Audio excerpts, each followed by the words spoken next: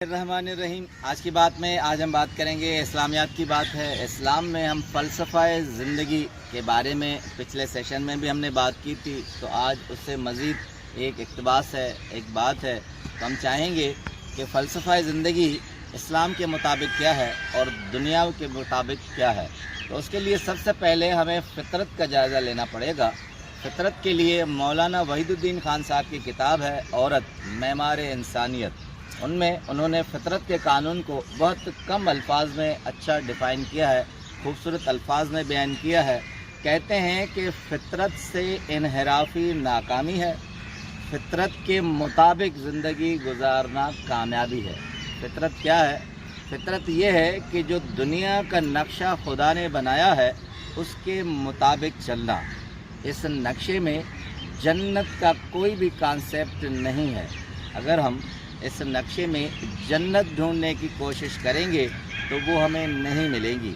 जो चीज़ जो आदमी ख़ुद बनाता है वो उसको बेहतर तरीके से भी जानता है और वो उसे समझ सकता है कि उसमें क्या चीज़ है क्या नहीं है।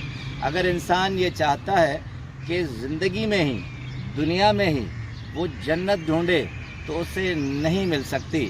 मौलाना साहब बहुत अच्छा एक जुमला कहते हैं कि अगर इंसान खुद जन्नत इस दुनिया में ढूंढना चाहे तो उसे अपनी खुद दुनिया बनानी पड़ेगी, जो कि मुमकिन नहीं है।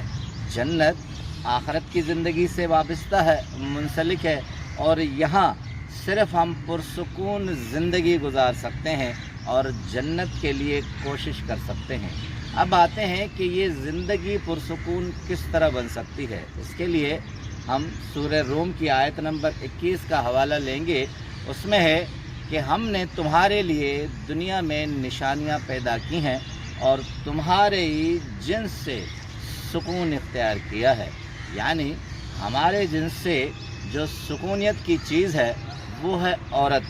मौलाना वहीदुद्दीन खान साहब इसको आगे चलकर ये बयान करते हैं कि आदमी जब मर्द बनाया गया तो उसके ही जिन्स से औरत को पैदा किया गया। अब औरत और मर्द एक दूसरे के लिए कॉम्प्लीमेंट हैं। एक बहुत बारीक सा नुक्ता है कि दुनिया में हम औरत और मर्द एक दूसरे को कॉम्पिटिटर जानते हैं, मगर कहते हैं कॉम्प्लीमेंट हैं, एक दूसरे के लिए एजाज़ है। इसके लिए आते हैं एक हदीस की तरफ। इब्ने माजा की जिल्द 2 में है, उसमें अबू इमामा से मुराद है, उन्होंने हवाला दिया है कि हुज़ूर सल्लल्लाहु अलैहि वसल्लम ने कहा कि दुनिया में अगर तक़वा के बाद मज़बूत कोई चीज़ है तो वो नेक बीवी है।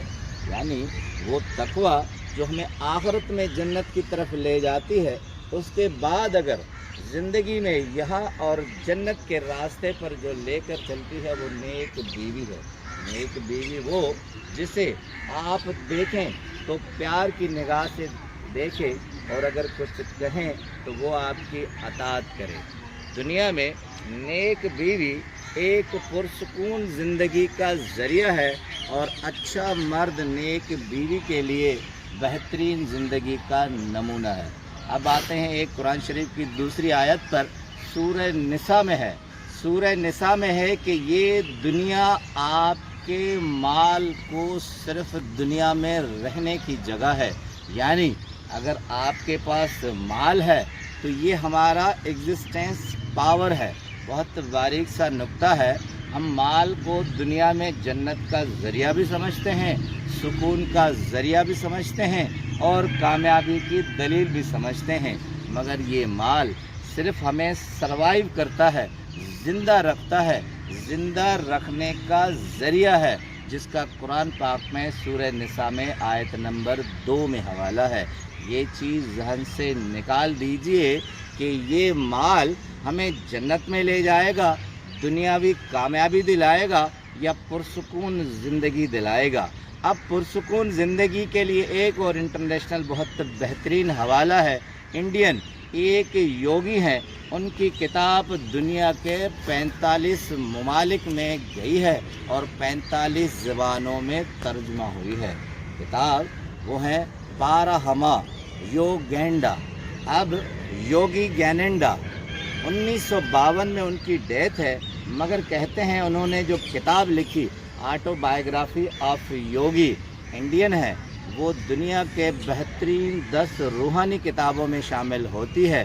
ان کا ایک خوبصورت اس کتاب میں جملہ ہے، اس کتاب پہ ہم دوسرا تفصیلی سیشن کریں گے۔ وہ کہتے ہیں پارہما، وہ کہتے ہیں کہ living simple life and high thinking, چھوٹا سا جملہ ہمیں ساری زندگی طریقے حیات کا فلسفہ بتا دیتا ہے کہ لیونگ سمپل لائف، سادہ زندگی جئیں، اینڈ تھنک ہائی، اپنی سوچ کو بلند رکھیں۔ اپنی زندگی کو معیار بلند پر لانا کوئی بڑی بات نہیں ہے، بڑی بات تب ہے جب آپ سادگی سے زندہ رہیں اور اپنی سوچ کو بلند رکھیں۔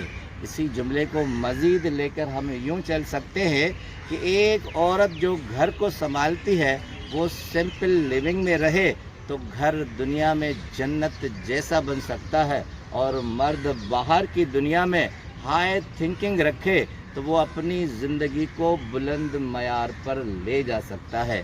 آخری جملہ مولانا وحید الدین خان صاحب کو کا ایک جملہ ہے، وہ کہتے ہیں دنیا کو تعمیری جنت بنانے کے بجائے اپنی تعمیری شخصیت پیدا کیجیے۔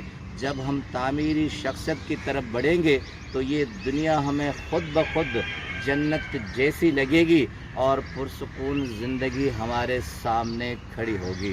آپ کا بہت بہت شکریہ۔